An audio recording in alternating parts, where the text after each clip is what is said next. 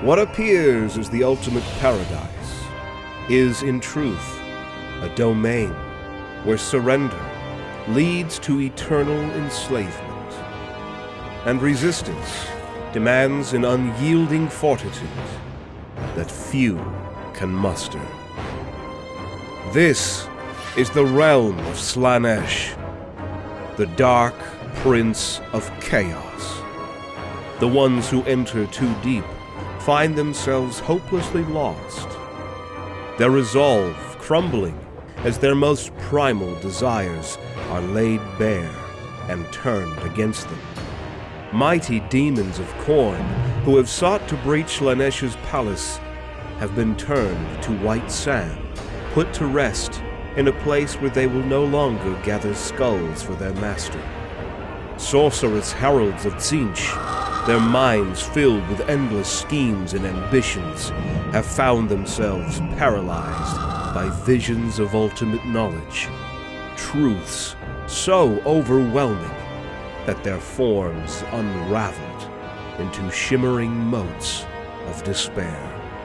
Even the most resilient Daemons of Nurgle, who revel in decay and defy entropy itself, have been lured into gardens of perfect stillness, their vitality drained as they wither into nothing, unable to spread their master's foul gifts.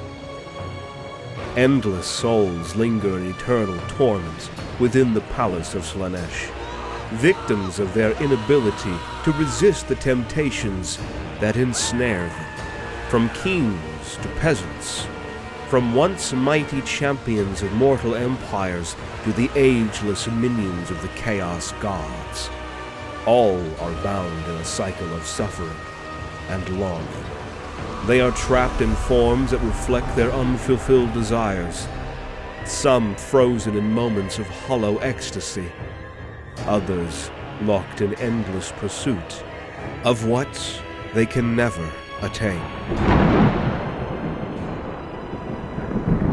To even approach Slanesh's palace, one must brave the 6 circles of seduction, a gauntlet of trials designed to ensnare the soul. Each circle tests a different facet of your being, drawing you deeper into Slanesh's grasp. Each of the 6 circles of seduction represents a distinct and deadly temptation. Avidity, gluttony, carnality, paramountcy, vainglory, and indolency. These circles are not merely trials. They are manifestations of Slanesh's boundless desires, each one carefully designed to ensnare and corrupt any being that steps into the Dark Prince's realm, be it mortal or immortal. Beyond serving as a celebration of the Dark Prince's essence, these circles form an almost impenetrable barrier, protecting the palace of pleasure at the center of Slanesh's domain. To even approach it, an intruder must traverse these treacherous rings in order, each one presenting a more overwhelming temptation than the last. The journey requires not just strength, but an almost inhuman level of willpower, for the circles strip away resistance with each and every step. Would you survive a day in this place? In this episode, we'll explore the horrors of the 6 circles and uncover the mysteries of Slanesh's own palace, a location of unimaginable beauty and danger, where the Dark Prince resides. To step into this domain is to risk everything, for even a single glance at Slaanesh can unravel the very essence of who you are.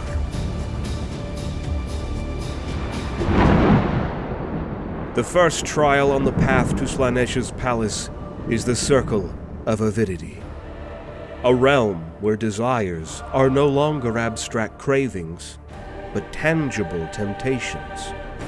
Here, the promise of wealth, power, or influence is tailored perfectly to the ambitions of each soul who dares to enter. Mountains of glittering treasures rise into the skies, their surfaces adorned with jewels of unimaginable brilliance, while phantom figures whisper promises of success and supremacy to those willing to reach out and claim it. Yet the place is not what it seems. The treasures shimmer with a deceptive allure, but each step closer brings an overwhelming sense of need that begins to consume the mind. The allure is not of riches, but of fulfillment. The whispering voice of one's deepest ambitions, offering everything if only the intruder succumbs. As hands grasp at these illusory prizes, they find the ground itself shifting beneath their feet, dragging them closer to the clutches of Slanesh's influence. Those who fall to the temptations here are lost. Their souls trapped within this glimmering realm of promises unfulfilled, as they become golden statues, trapped forever in Slanesh's realm for their unchecked ambition.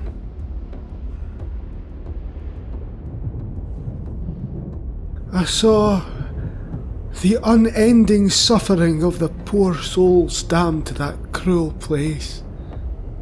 Uncountable souls trapped within twisted statues of gold and gems, their faces frozen in expressions of both ecstasy and agony.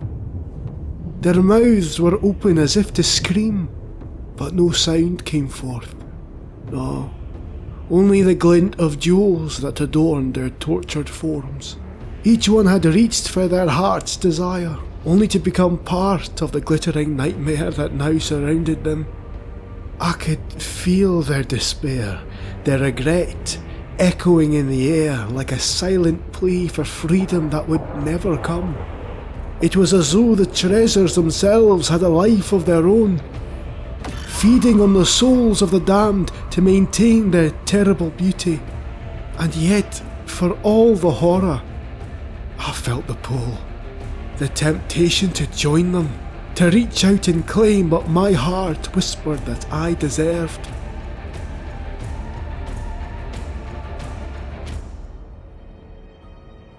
Then there is the circle of gluttony, where abundance becomes a curse and indulgence the ultimate trap. Endless feasts stretch as far as the eye can see, tables laden with delicacies so exquisite that their mere scent could make the strongest will falter. The air is filled with the aromas of roasted meats, spiced wines, and decadent sweets, all crafted to cater to the most primal and refined of appetites.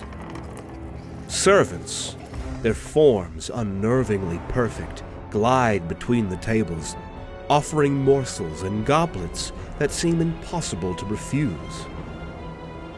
Yet the more one partakes, the hungrier they become.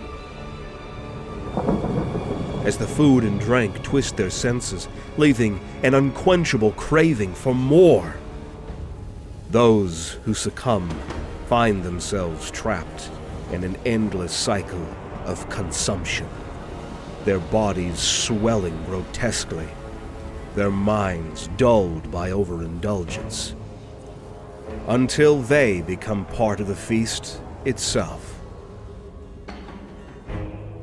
And then I saw them, the damned who had given in, their hands trembling as they reached for more, always more.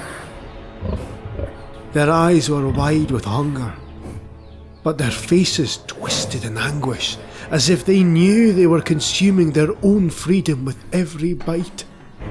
Around them, the servants moved like shadows, their smiles sharp and knowing, refilling goblets and plates without end.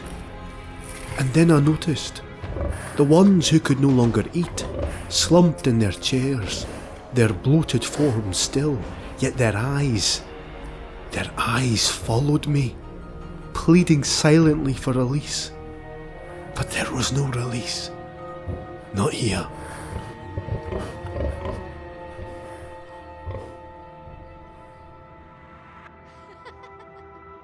The circle of carnality is a place where desire becomes both a weapon and snare. The air is heavy with intoxicating scents and melodies that stir the deepest cravings of the heart and body. Here, ethereal figures move with a grace that seems otherworldly, their forms shifting to match the most secret fantasies of those who enter. It is as if they know what the visitor truly desires, and they take that form perfectly. They are imposingly beautiful and tempting on the outside, yet they are twisted demons on the inside, hungry, ready to rip apart their souls the second they completely give in. They beckon with knowing smiles, offering pleasures and connection beyond mortal comprehension. And yet, this realm is not one of love, but of obsession, where every touch draws the entrant deeper into a web of longing and dependency. Such exquisite symphonies. Bliss indeed, and we have barely begun.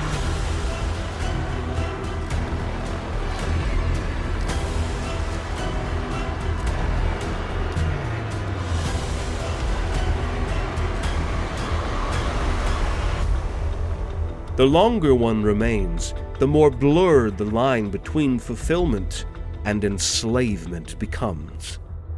Many who succumb are reduced to hollow shells, their identities consumed in the pursuit of carnal pleasure.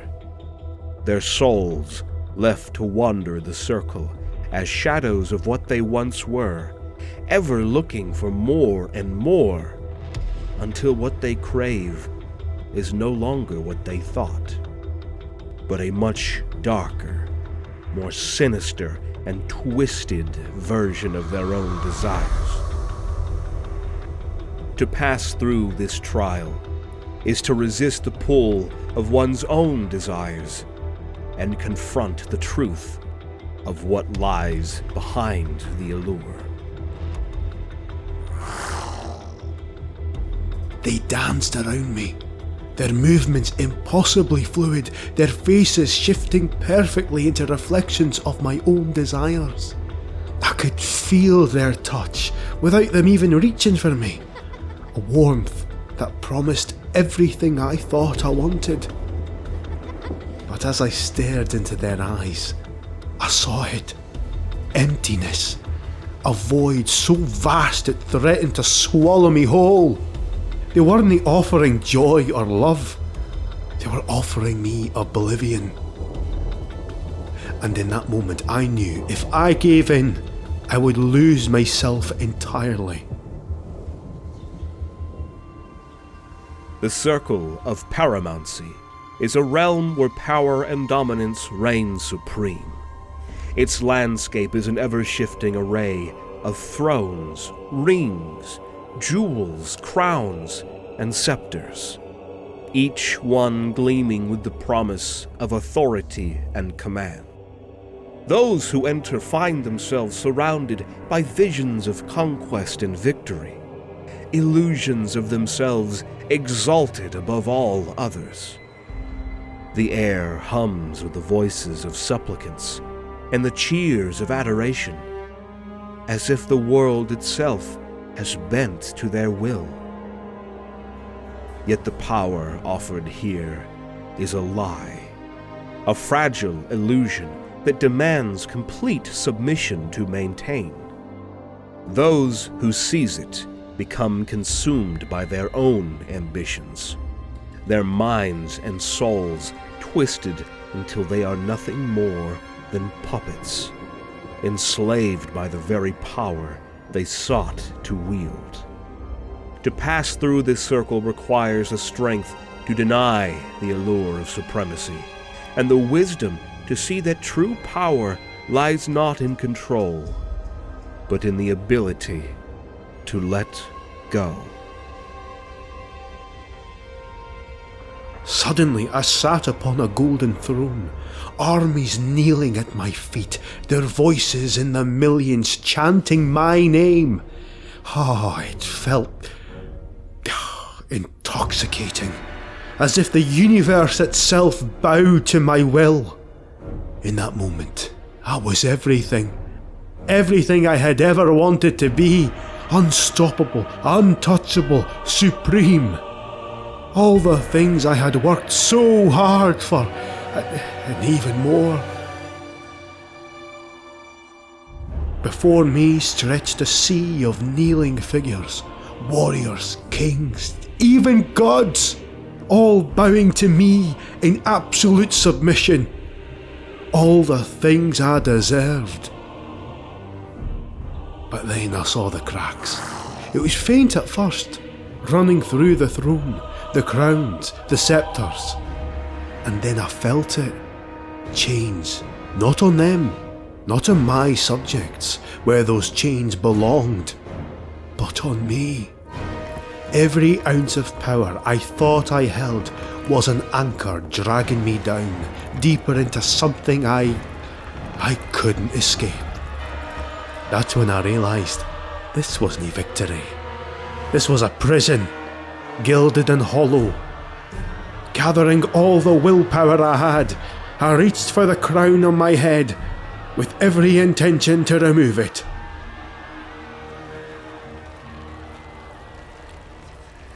And then, as we progress further into the inner circles, one can find the circle of vainglory. It is a realm where pride and vanity take center stage in the form of a garden, seducing intruders with visions of their own magnificence. It is a labyrinth of winding paths adorned with vibrant blossoms, each petal full of beauty, yet shadowed by the sharpness of thorns. Within this enchanting realm, ethereal whispers echo the tales of past triumphs, both monumental and trivial, that linger in the air like a haunting melody. The most insidious of these memories are those of victories claimed and desires forsaken, drawing wanderers deeper into its seductive embrace. The ones who reach this circle tend to think and feel that they are already too mighty and able to resist all the temptations thrown at them. They revel in their own accomplishments, and in their own vainglory lies their ruin. Each step taken deeper into this garden with hubris leads intruders further astray, ensnaring them in a dense thicket where the relentless briars and gnarled roots await. Here, they become easy prey to the thorns and twisted branches that grip on the intruder. The air is then filled with the mocking chants of the garden's voices, who weave their failures in their ears, reminding all who enter that glory can be as fleeting as it is alluring. I wandered into a garden of immense size, its paths winding like a maze, each step surrounded by blossoms that seemed to sing my praises. A heavy scent of triumph could be felt, a bittersweet aroma that reminded me of every victory, every achievement I had ever claimed. The whispers were intoxicating, recounting moments I had long forgotten or wished to remember differently. Each tale painting me as greater than I knew myself to be, Oh, I felt unstoppable, invincible, as though nothing in this realm could break me. But then the thorns came, silent at first, and then relentless. They wrapped around my legs, my arms and my chest, their grip tightening with every word of praise. The whispers then turned cruel, mocking me with my failures, each taunt cutting deeper than any blade. I realised then, too late for some, that this wasn't a garden. It was a snare, a place where pride lured you in, only to strip you of everything you were. The circle of indolency is the last circle of seduction in Slaanesh's realm. It is a place of stillness and complacency, where the seductive promise of rest and ease lulls intruders into a state of eternal stagnation. Here, the landscape is one of tranquil beauty, fields of soft, fragrant blooms, warm breezes that carry an overwhelming sense of comfort, and inviting pools that shimmer under a golden sky. Every step into this circle seems to sap away the burdens of the body and mind, offering an irresistible respite from all the hardships of life. In a peaceful and seemingly infinite beach, with soft sands and fresh air. Truly, a paradise of respite in the middle of the realm of chaos.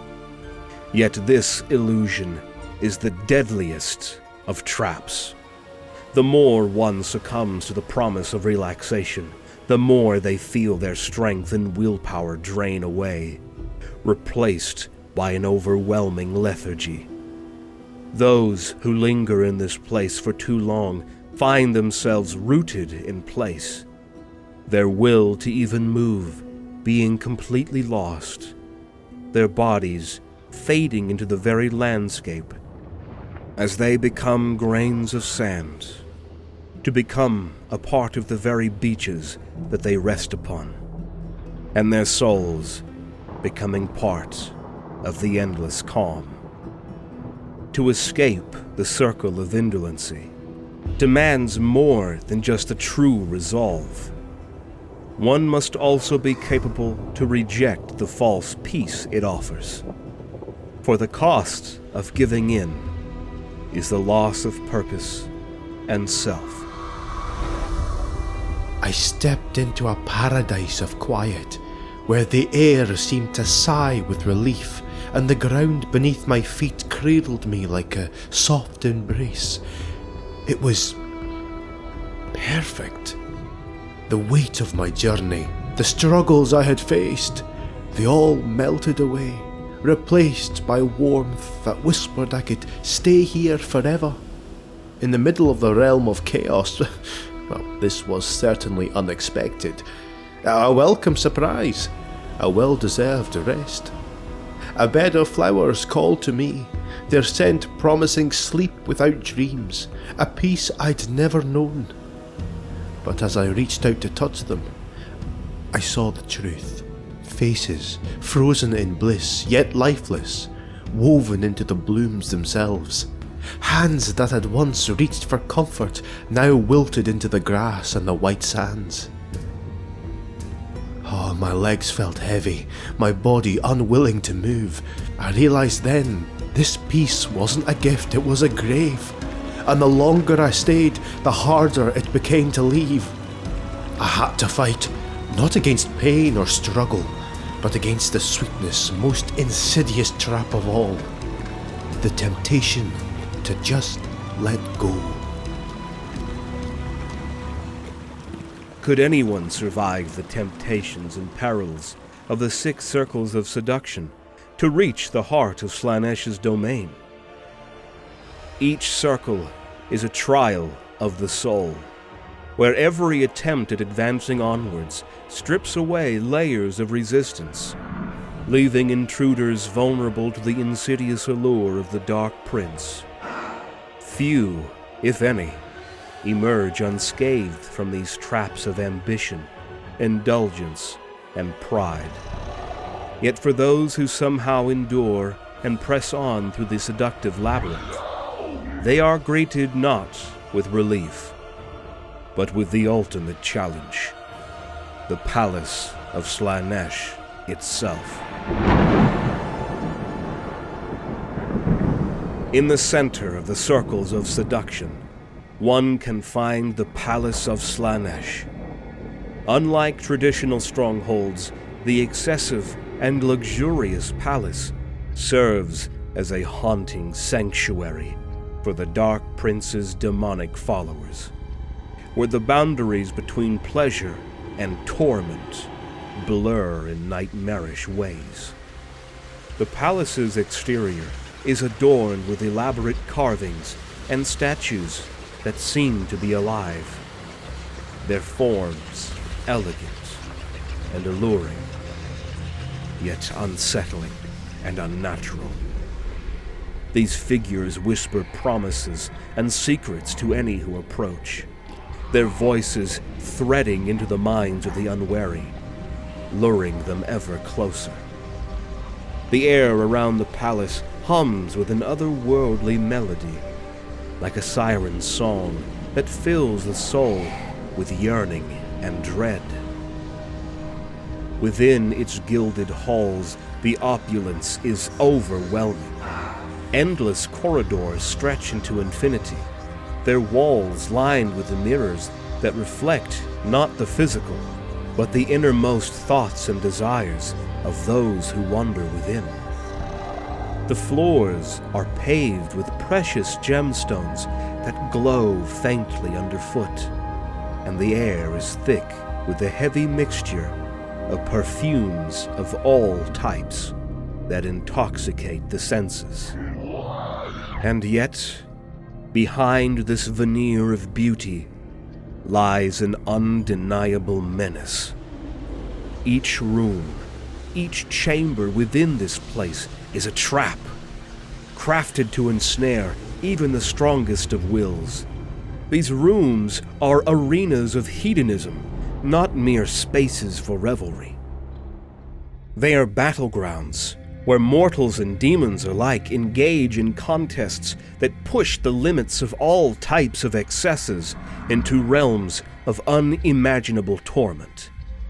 The depths of these depraved pursuits are so profound that only the most devoted followers of Slaanesh can find any joy amidst the anguish, reveling in a twisted ecstasy.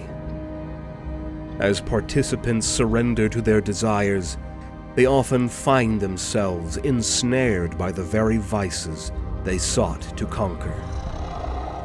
Each hall echoes with the cries of both delight and despair of those condemned souls. Many are consumed by their desires, becoming part of the palace itself, while others may catch Slaanesh's eye and be granted a fleeting glimpse of the dark majesty at its heart, a sight that drives most, if not all, to madness or complete servitude.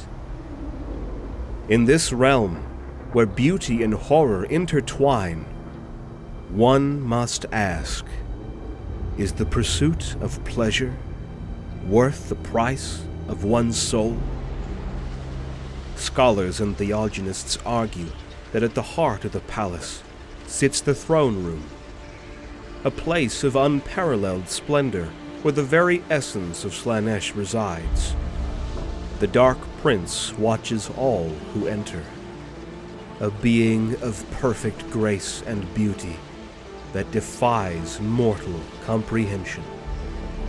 To stand in the presence of Slaanesh is to feel both exalted and insignificant, as the god's gaze pierces through every thought and feeling, laying bare the soul.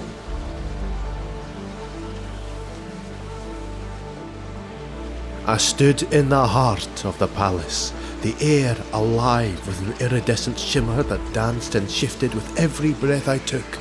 Colours I could not name swirled around me, each one igniting a memory, a feeling, a longing I thought I had forgotten. And then I saw it. Slanesh, the Dark Prince, seated upon a throne that defied understanding. A creation not of stone or gold, but of pure essence, as though it had been woven perfectly by the creation itself. Slanesh was everything. Every ideal I had ever aspired to, every love I had ever yearned for, every ambition I had ever clung to. I could not look away, no matter how hard I tried. My flaws, my scars, my fears, everything I had hidden even from myself, rose to the surface as if stripped bare by its gaze. Yet I did not feel shame. I felt relief, as though all the broken pieces of who I was were finally acknowledged. And then came the promise. I felt it, not in words, but in the very air around me. A promise to mend, to rebuild, to make me more than I had ever been. My knees buckled, and I fell, not from exhaustion, but from awe. Tears of joy blurred my vision, and my chest ached with an emotion so raw I could not name it. I didn't resist. I didn't want to. My lips trembled, and I spoke the only words that mattered. Make me whole. And as I said them, I felt the last fragment of who I was dissolving into the perfect, consuming light of Slanesh. The allure of the palace of Slanesh is intoxicating. Yet those who enter risk losing themselves entirely, becoming forever trapped in a cycle of indulgence that transforms their earthly sins into eternal chains. Here, amid the grandeur and grotesquerie, the true nature of the Dark Prince's dominion reveals itself. A paradise that masks its horrors behind a veil of temptation, where every pleasure comes at a cost far greater than mere satisfaction.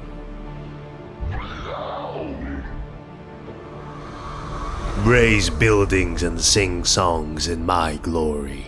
In my name, pursue your art and enshrine all beauty. Let all people follow their every desire, sate their every hunger, and deny themselves no adventure. For it is in these things, and in others, that you will find the greatest pleasure. And it is through these things, and through each other, that you shall rise yourselves higher, and unto the steps of my throne. You will take pleasure in all that is, though your bodies will break, and your souls be forfeit. For I am Slanesh, most jealous of gods, and most demanding of lovers, and my thirst for you shall never be sated.